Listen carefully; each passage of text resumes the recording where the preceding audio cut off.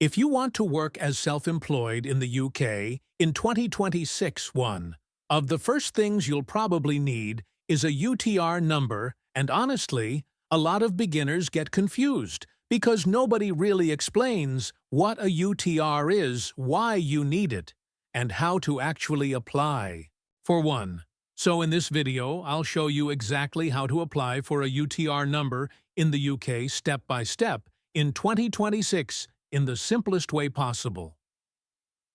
First, what is a UTR number? UTR stands for Unique Taxpayer Reference. It's a 10-digit number issued by Revenue and Customs, and honestly, it basically identifies you for tax purposes. In the UK, you usually need a UTR if you work freelance, are self-employed, sell services online, run a business, or earn untaxed income.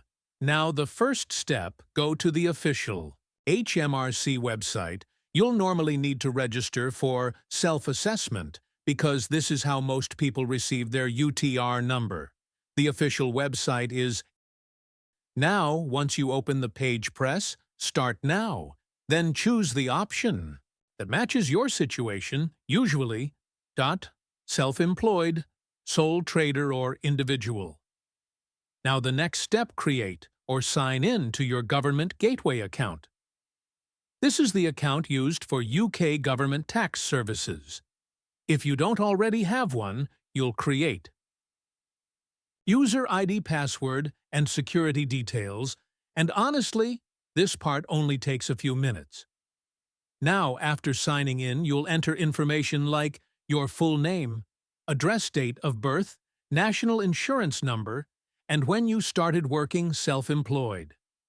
And honestly, make sure everything matches your official documents, because mistakes can delay the process. Now, another important thing, you do not instantly receive the UTR number most of the time. Usually, HMRC sends it by mail to your registered UK address. And honestly, this surprises many beginners because they expect it immediately by email.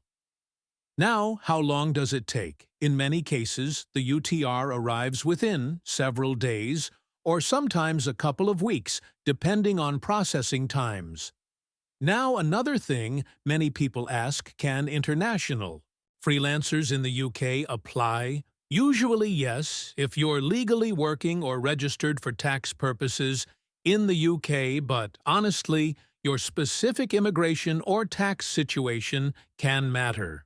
Now, let's talk about what happens after receiving your UTR, because this part is very important. Once you're registered, you may need to file self-assessment, tax returns report, income, and keep records of earnings and expenses.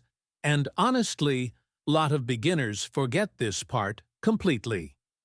Now, another important tip, keep your UTR number private because it's connected to your tax identity, so don't post it publicly or share it unnecessarily. Now, let's be honest for a second. Applying for a UTR number sounds more complicated than it actually is. But honestly, once you go through the steps carefully, the process is usually pretty straightforward. Especially if you'd use the official HMRC website, enter correct information, and keep your documents ready. So to wrap this up, to apply for a UTR number in the UK in 2026, you basically need to register for self-assessment, create a government gateway account, enter your personal details, wait for HMRC to process the registration, and receive your UTR number by mail, because honestly, if you plan to work freelance or self-employed in the UK, this is one of the most important first steps